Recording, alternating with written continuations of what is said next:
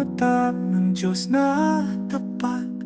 Hindi lahat ay Kanyang kalooban.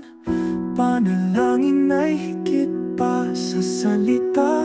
Ito'y pagtanggap ng Kanyang dakilang kusa.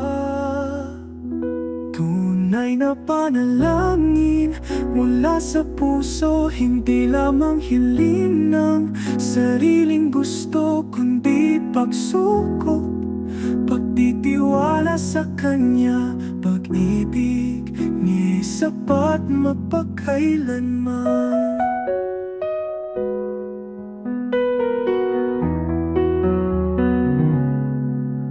Minsan ang tao'y humihingi ng bagay na di nakabubuti, ngunit ang Diyos ay nakakaalam ng tamang daan, ng tunay na kailangan.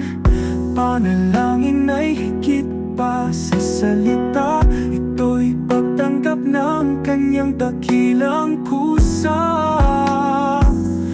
Tunay na panalangin mula sa puso, hindi lamang hiling ng sariling gusto, kundi pagsukot, pagtitiwala sa Kanya. Pag-ibig niya'y sapat magpakailanman.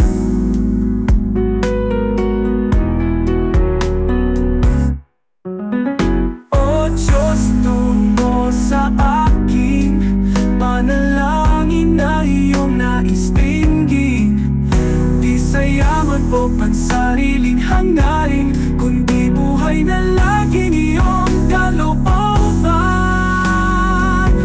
Tunay na panalangin mula sa puso, higit pa sa hiling ng sariling mundo.